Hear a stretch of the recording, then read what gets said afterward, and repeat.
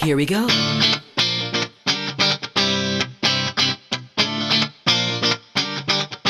Let me lift you up. We'll go right to the top. Let the sun come up. Together we can fly. All our hearts collide. Stay here by my side. I say we jump, we fly, we reach out to the sky. And it goes on and on and on and on and on. And we go on and on and on and on.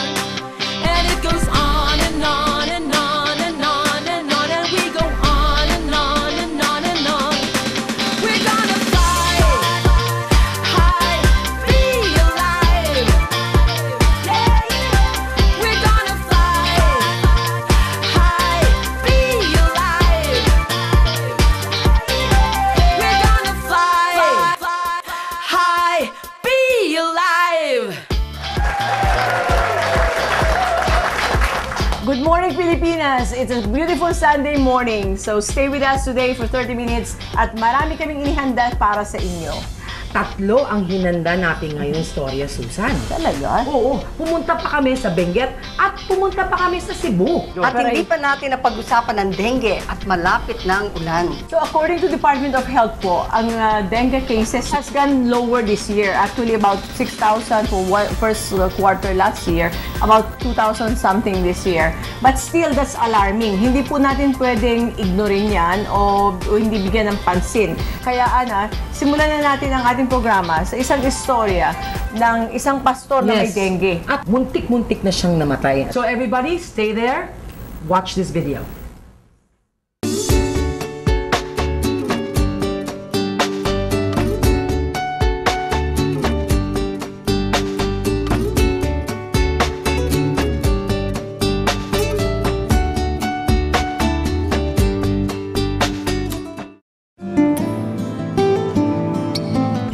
Para bang it's my time.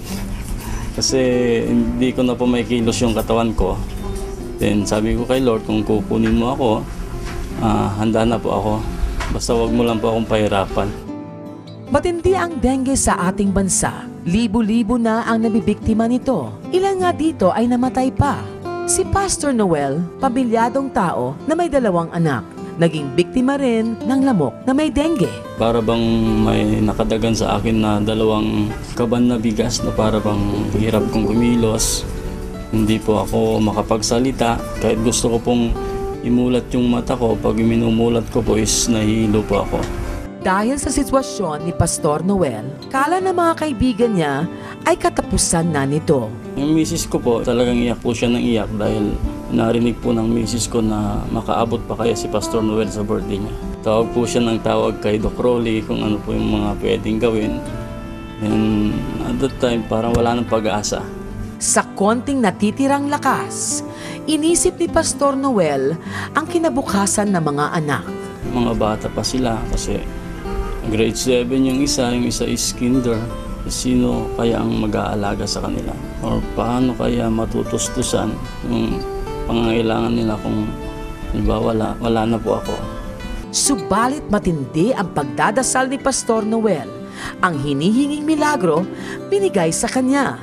Ito ang Laminin. Laminin po is a solution sa mga illness. Para sa akin, napakalaki po itong tulong nito. Pagka prinobide po ni Lord, para po makatulong sa mga may sakit. Kagaya ko noon na ngayon malakas na because of Laminin. Ang case niya is a full-blown hemorrhagic dengue fever.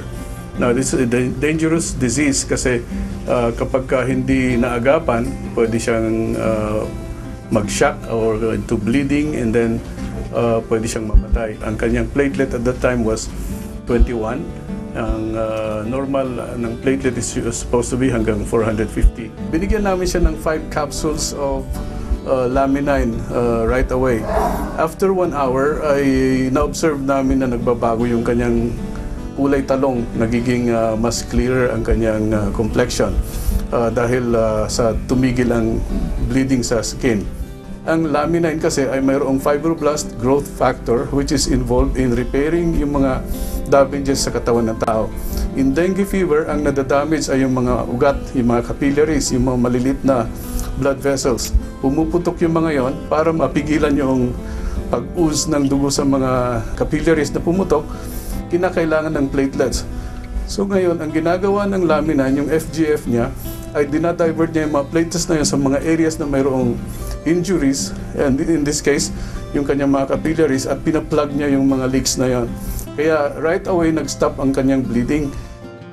Si Pastor Noel, gumaling at lumakas, nabuhay para maghatid ng salita ng Diyos, maging ang pagpapatunay kung ano ang nagawa ng Laminin sa kanya.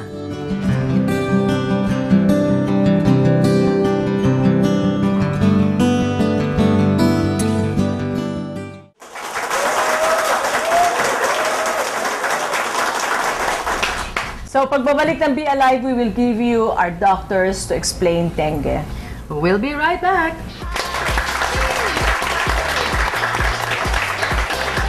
We're gonna fly high, be alive.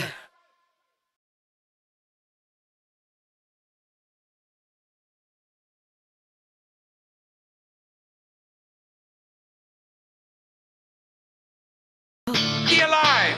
Be alive. Be alive! Be alive. Be alive. Be alive! Be alive! Be alive! Be alive! Be alive! Be alive! Be alive! Be alive. Be alive! Be alive! Be alive! Be alive! Be alive.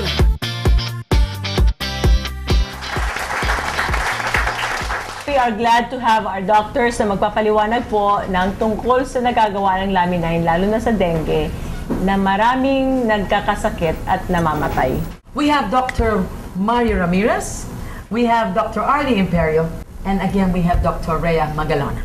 First of all, ano ang symptoms ng dengue? How would you know if you are afflicted with dengue? Unang-una ang simptomas ng dengue parang trangkaso lang. Kaya lang medyo mas matindi ang dating. The fever is very high and then there is pain in the eyeballs and so forth. Pero trangkaso lang ang dating niya. Kaya lang, ang komplikasyon ng dengue ang nakakatakot. It can kill. Ang simple mechanism niyan, merong virus na na-introduce sa loob ng katawan ng tao na ang nag-introduce lamok, Aedes aegypti. And that virus, when inside the body, will attack the very small blood vessels, yung capillaries. Then puputok yun. Pag pumutok yun, the body will plug it. Lalagyan na ng semento. Ang semento, platelets. Para hindi magpatuloy ang pagdudugo, kung hindi magkakaroon siya ng loss of blood volume, hypovolemic shock. Ngayon, mauubos ngayon yung semento mo o platelet. Nawala ka ng pantapal. Then, doon pwede mamatay ang isang tao. Could you please explain how dengue was helped by Laminin? The nutrients of the chicken embryo and the phytonutrients and the marine chemicals, the marine nutrients can repair the process of platelet disintegration so that the plug would be complete. So the platelets are increased by the complete nutrients in Laminin. Kung nauubos na yung platelet sa pagpa-plug niya, kailangan ng katawan natin ng help ng ibang cells. Kasi yung Laminin may fibroblast growth factor. Yes. Yung katawan natin may fibroblast. Yung fibroblast, tumutulong din yan siya, a spare cell. Kung saan siya needed, pumupunta siya doon, nagpa-plug, and then ini-strengthen niya yung plug, and then pagkatapos noon, nagbibigay siya ng signal, ng another fibroblast growth factor signal. Pag tinake niya yon, bibigyan niya ng signal yung ibang fibroblast na tulungan mo i-plug ito, marami hindi kaya ng platelet. So, ang mangyayari, na-strengthen na yung clot, yung plug, nagre-recruit pa siya ng ibang cells to help maintain the integrity of the capillaries. Ang Laminin, pag tinake nyo siya, sabi nga natin, yung fibroblast growth factor, yung amino acids, at saka yung vitamins and minerals could stabilize everything doon sa capillaries. Dr. Arlie, yung bang sinasabi nyo kanina na parang trangkaso lang po, no? So siguro po marami talagang nadadali o namamatay gawa ng akala nila ay trangkaso lang. Ano po ang pinaka-major na kailangan nilang to watch out for pag dengue na ho?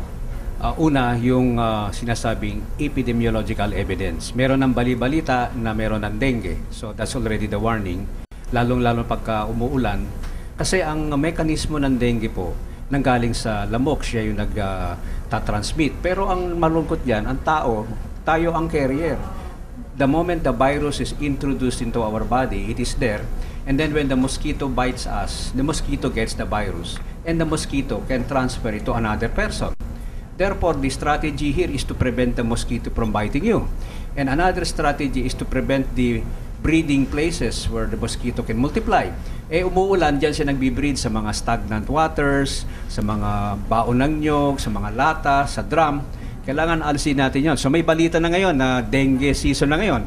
So the moment there is fever, that is already a basis for being suspicious. So all you to do is to bring the patient to the hospital para ma-check yung platelets. Kasi siyempre, alam natin bababa ang platelet. Ngayon, dito maganda yung homeostasis na sinasabi.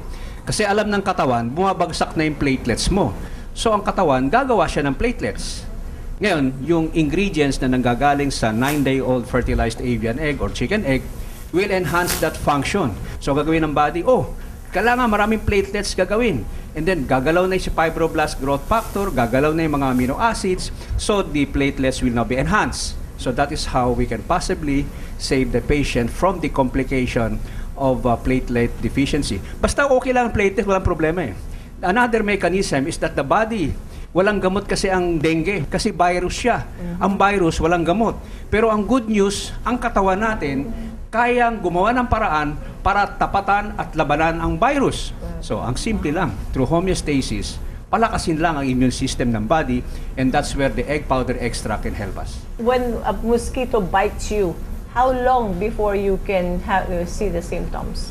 Usually, it will start within 3 days. And then usually, 7 days is the average. Meron po akong kilala na nasa 40 plus na ho, bigla na lang muna namatay. Ang simptomas lang niya po is masakit lang ang ulo. At saka may mga lagnat, lagnat lang siya. Sabi niya, wala lang ito, sakit lang to ng ulo tsaka lagnat. After 3 days po, namatay ho siya. So that's where the platelet should be measured. So ibig sabihin niyo po, maski na akala nila trangkaso lang, wag na pong akalain na trangkaso kasi lang. Kasi meron ng epidemic o meron ng balita na dengue season, that is already the basis of action. We don't take it for granted. And doctor, totoo ba na kumakagat yung mosquito on the daytime, hindi sa gabi? So usually the Aedes aegypti is very active during daytime. Meron na rin study ang DOH ngayon na not only the Aedes mosquito bites during the daytime na may dengue, pati na rin yung sa night. Latest yan, I think last year na linabas nilang warning. So, in short, wag kayong magpapakagat sa kahit anong oras sa lamok. I hope that our televiewers had been educated, no? Kung gusto niyo pa malaman kung ano pa po ang mga iba't ibang klase na pwedeng matulungan ng Laminin, punta lang po kayo sa office sa Galleria, Corporate Galleria sa EDSA and Ortigas Avenue. And meron pang diagnostics, Dr. Arnie, would you like to public service them? po yun ng Forever is Philippines at Life Farm Global Network. I'm so happy that we have that corporate support sapagkat meron tayong health screening procedure. Kasi ang health screening po, yan ang first step to really prevent getting sick. We know if you're at risk. Now, there is a high-tech equipment which is very expensive and the charge is very high, but we're giving it for free as a form of public service. All you need is to come and get yourself listed. When the Alive returns, isang lolo at lola ang magkikwento sa kanila eksperyensya tungkol sa Laminin. So, relax muna kayo dyan. Babalik ko kami.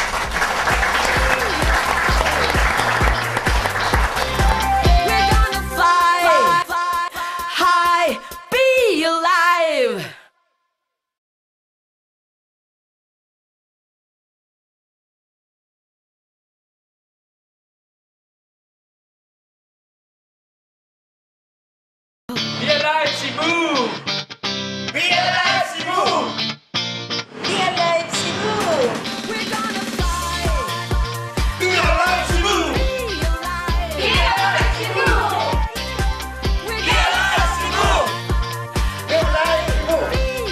Be alive, Cebu. Be alive, Cebu! Be alive.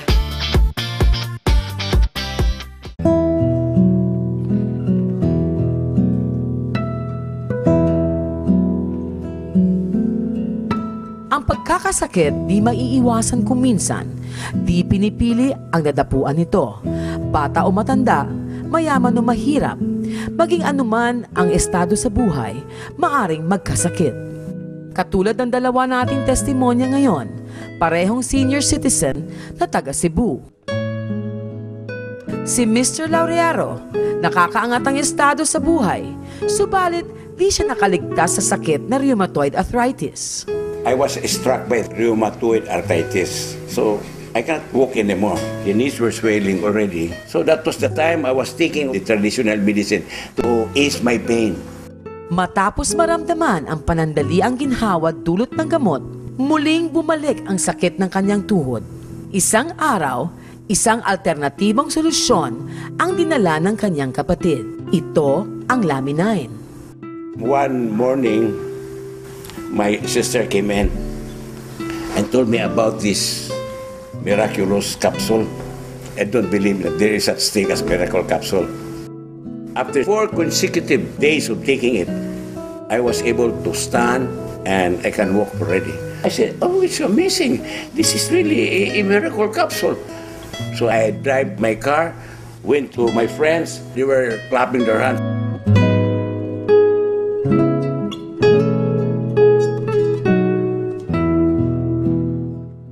Si Aling Cirila, hindi nakakaangat sa estado ng buhay. Dinapuan naman siya ng osteoporosis. Yung katawan ko parang kurbada pa ako kaayo. Yung abdominal ko parang musakas ibaba. Saka yung aking hips, lumaki. Siya rin mismo ay uminom ng Laminin.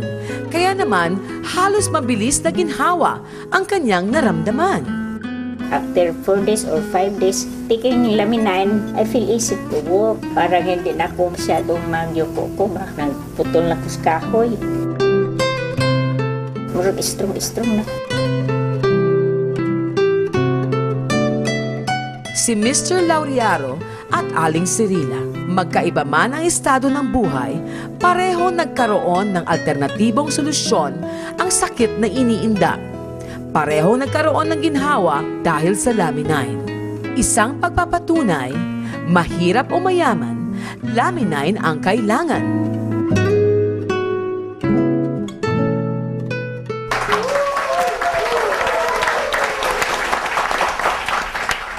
Nakita nyo naman po, kay mahirap, kay mayaman, parehong naghahanap ng solusyon. Ang nakakatuwa po ay ang Laminin ang naging sagot. Madalas na mga pasyente ko, nakikita ko na lang yung mga arthritis are the ones who are overweight, no? Excessively overweight, so they stress their joints. At the same time, yung activities nila are stressful. So madalas nagtatrabaho sa bundok, no? Maraming ginagawa, nagkakarga ng bigas. So that alone can stress the joints already and be prone to arthritis. So osteoporosis means porosis, lumalambot yung buto because the calcium is being lost in Kaya from the bone. nagiging kuba, Doc. Kaya nagiging kuba kasi the bone compresses into itself tapos nagkakaroon ng pagkakuba yung buto. So lumiliit bali yung pasyente. So, paano po natutulungan ng Laminin, both cases? Una-una, never take arthritic symptoms for granted. Meron tayong field of specialty sa medicine, rheumatology. Opo. Ibig sabihin, hindi biro kasi may field of specialty. There are about 100 types of arthritis. And osteoporosis is just one of them and it's the most common. So, pagka merong masakit sa tuhod, kumonsulta sa doktor at sundin po yung payo ng doktor kasi hindi biro. SLE, Systemic Lupus Erythematosus, is a form of arthritis and it's not a joke to have one. So, pero ang common na osteoporosis, very common yan. It's part of the aging process. So, we call it the degenerative form of arthritis. So, ang importante ganito, pag meron po kayong symptom, lagi pong kumonsulta sa doktor at sundin po yung doktor kasi doktor po yun.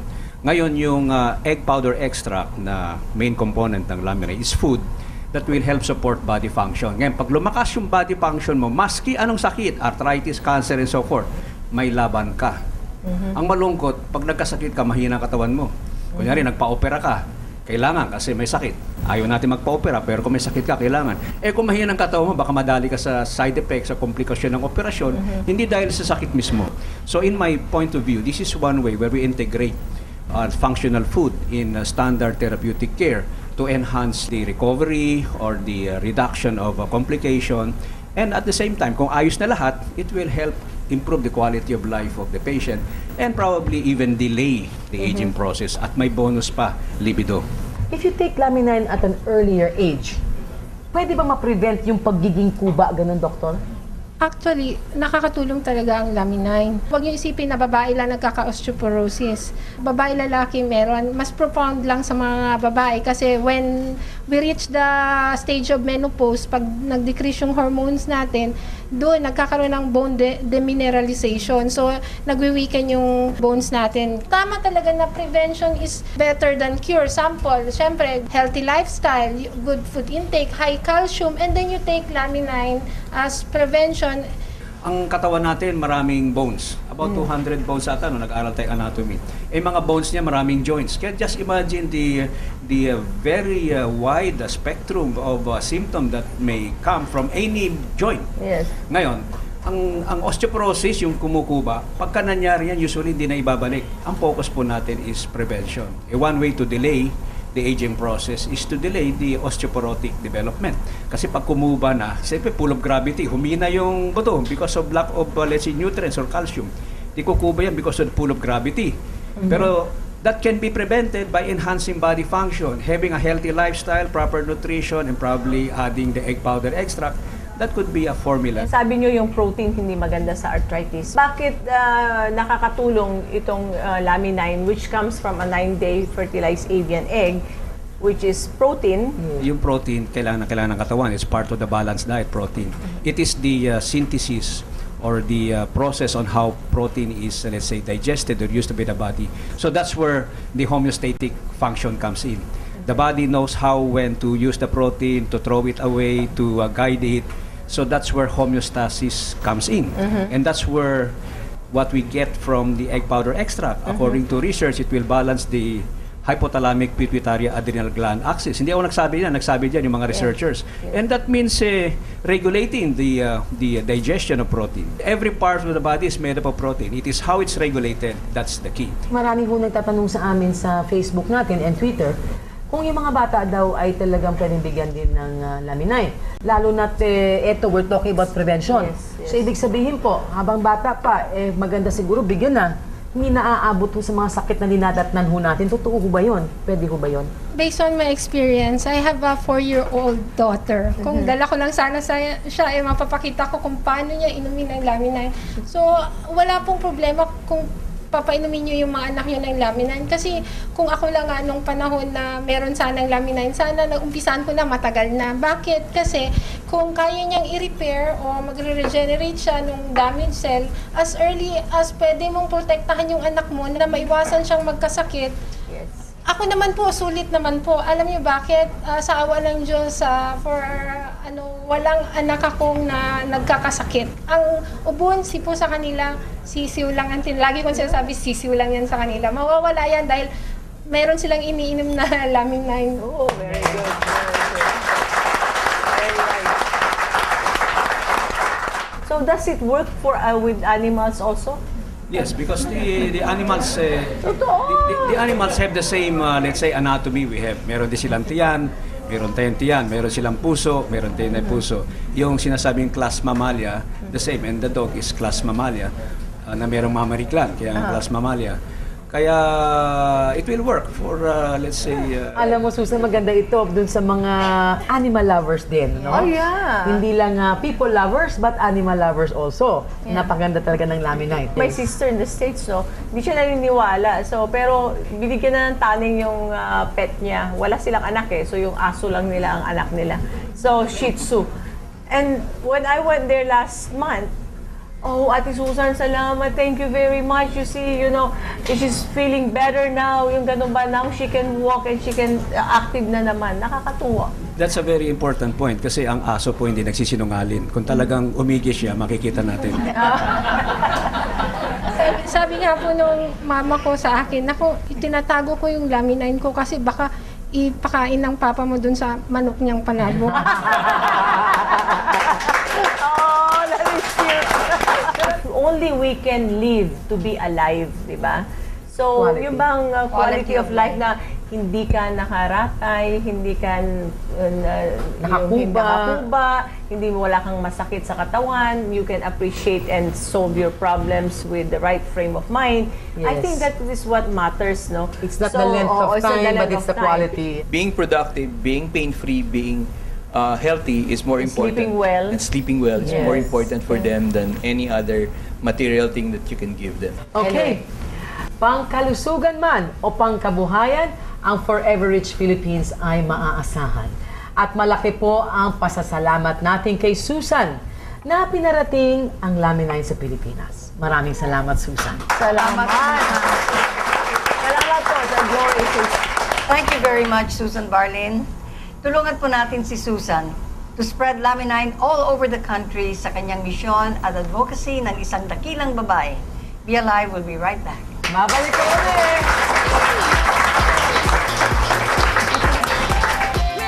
Fly high, be alive.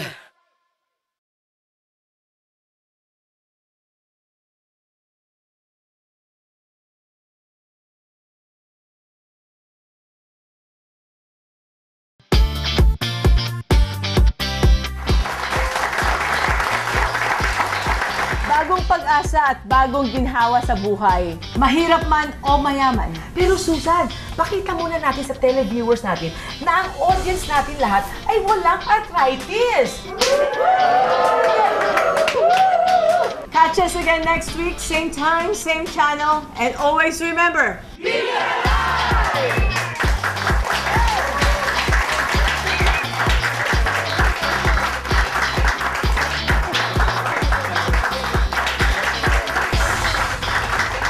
Be Alive would like to thank the following: